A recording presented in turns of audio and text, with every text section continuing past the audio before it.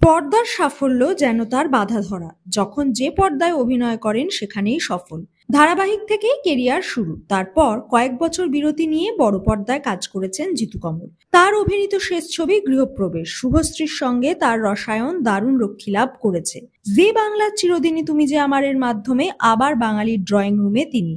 দিতিপ্রিয়ারও আবার ছোট পর্দায় অভিনয় শুরু এর মাধ্যমেই। ফলে চিরদিনই তুমি যে আমার নিয়ে সকলের উৎসাহ ছিল তুঙ্গে। মাঝে তাদের মধ্যে মনোমালিন্যও হয়। দিতিপ্রিয়া ভেবেছিলেন কাজ ছেড়ে দেবেন, কিন্তু জিতু কমল নির্দিষ্ট সময় সেটে আসতেন, শুটিং সেরে বাড়ি চলে যেতেন। দুজনের পেশাগত দায়বদ্ধতা অশান্তির আঁচ স্ক্রিনে পড়তে দেয়নি। প্রথম কয়েক মাস টিআরপি কম থাকলেও জিতু দিতিপ্রিয়ার রোম্যান্স শুরু হতেই টিআরপির পারদ বাড়ছে। তিক্ততা ভুলে সহ অভিনেত্রীর অসুস্থতার সময় পাশে দাঁড়িয়েছেন পর্দার আর্য। তবে ধারাবাহিকের গণ্ডিতেই নিজেকে আটকে রাখতে চান না অভিনেতা। কেরিয়ার আবার নতুন জার্নি শুরু করলেন। আয়নার সামনে একটি স্ক্রিপ্ট হাতে ছবি তুলেছেন, আর এভাবেই নতুন কাজের কথা ভাগ করে নিলেন দর্শকদের সঙ্গে। লেখেন, নতুন যাত্রা, নতুন শুরু, নতুন আমি। দর্শকদের ধন্যবাদ, মহাবিশ্বকে ধন্যবাদ।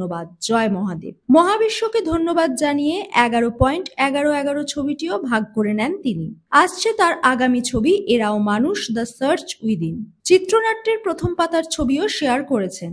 কোন নায়িকার বিপরীতে দেখা যাবে জিতুকে?